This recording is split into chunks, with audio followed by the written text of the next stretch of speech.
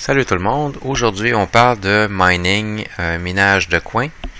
Je me fais poser beaucoup de questions à savoir est-ce que je peux miner des bitcoins et tout ça. Je peux vous dire tout de suite, le minage de bitcoin depuis un bon bout de temps, c'est rendu pas mal plus complexe. Ça prend des machines spécialisées qui coûtent très cher, tout ça, donc on oublie ça. Ce qu'on va faire, c'est peut-être miner d'autres sortes de coins, il y en a des milliers d'autres. Donc, on peut faire du minage d'autres coins, puis après ça, faire une conversion à Bitcoin, puis se faire payer en Bitcoin dans notre portefeuille. Donc, le plus facile pour l'instant, on va aller sur le site nicehash.com. On va aller voir, si vous voulez voir ce que peuvent vous donner les performances de votre carte vidéo, vous allez descendre en bas, vous allez dans le petit calculator qui est en bas ici. Puis là, on va laisser sélectionner notre carte vidéo.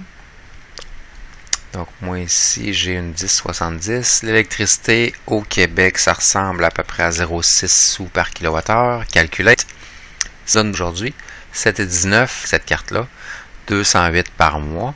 C'est quand même pas si mal. Il me confirme que mon hardware est profitable. Merci. Je vais faire download. Je vais installer le petit client selon la version de carte que j'ai, NVIDIA ou AMD.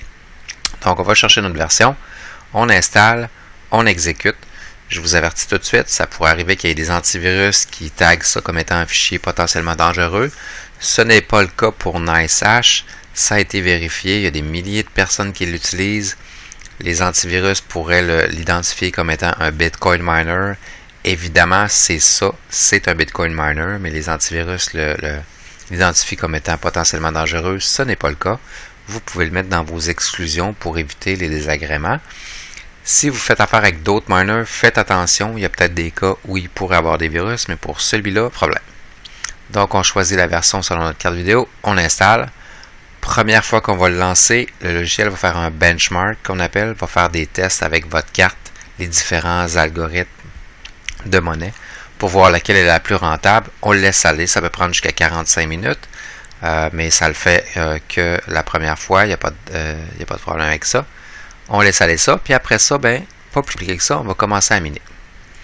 Notre logiciel ici, ce qui est important pour la première fois, là, on peut aller voir les hardware details qui a détecté un processeur, une carte vidéo. Moi ici, dans le cas présent, je désactive le processeur, j'active que la carte vidéo. Et on va aller voir ici, ce qui est important de faire la modification au début, c'est le wallet.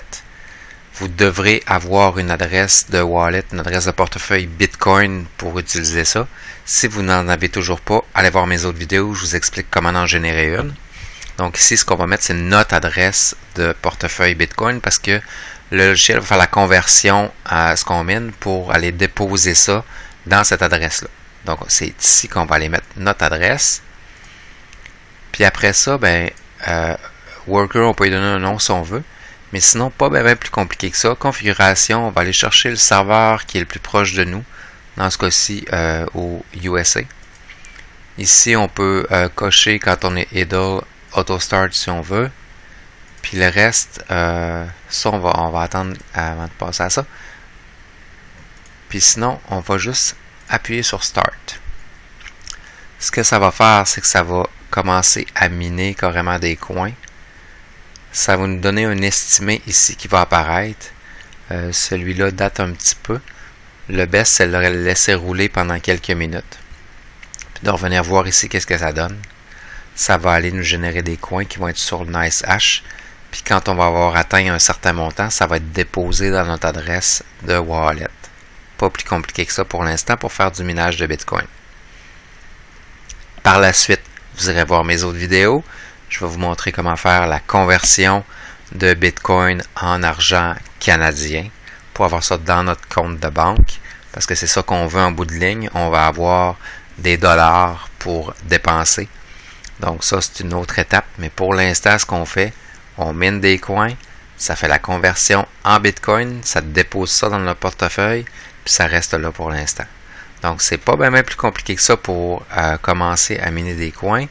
On installe ça, on suit les étapes. Si vous avez des questions, n'hésitez pas moi. Surtout, abonnez-vous à la chaîne. J'aurai d'autres vidéos pour expliquer la suite.